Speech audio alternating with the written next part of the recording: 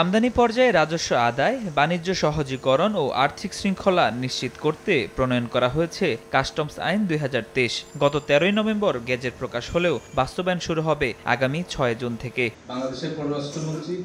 রোববার মতিঝিলে আইনটির পরিচিতি উপলক্ষে কর্মশালার আয়োজন করে এফবিসিসিআই ও এনবিআর। এ সময় ব্যবসায়ীরা অভিযোগ করেন, বিভিন্ন সময় আইন প্রয়োগের নামে রাজস্ব কর্মকর্তাদের হয়রানির শিকার হতে হয় তাদের। বাড়ার সাথে সাথে ওনারা কিন্তু ডবল করে দেন ট্যারিফ, কিন্তু কমার সাথে সাথে ওটাকে করেন না, ওটা বৃদ্ধি থেকে যায়। আমরা ব্যবসায়ীরা রাজস্ব বেশি দিতে চাই, তাই বলে পেনাল্টি দিয়ে ক্ষতিগ্রস্ত হয়ে রাজস্ব কেউ দিতে চায় না, ভুল হতেই পারে।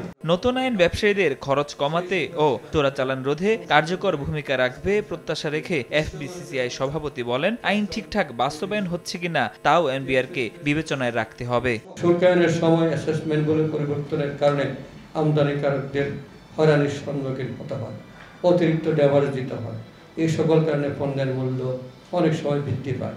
আইন যতই সুন্দর হোক, তার যথাযথ বাস্তবায়নের উপর নির্ভর করবে ব্যবসা বাণিজ্য কতটুকু সহজীকরণ হবে।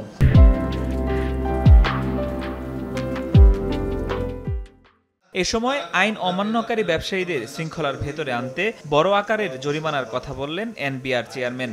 ছোট জরিমানা কাজ করে না, তাহলে অনবরত আমি ইনডিসিপ্লিন হব, অনবরত জরিমানা দেবো, অনবরত ইনডিসিপ্লিন হব।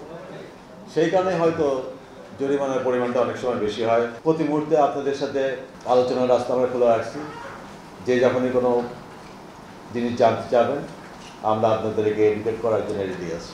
রাজস্ব আদায় নিয়ে ঢালাওভাবে অভিযোগ না করে সুনির্দিষ্ট অভিযোগ করারও আহ্বান জানান তিনি। আমি নিজে ইনভেস্টিগেট করবো এই জিনিসটা। ফরহাদুর রহমান, সময় সংবাদ, ঢাকা।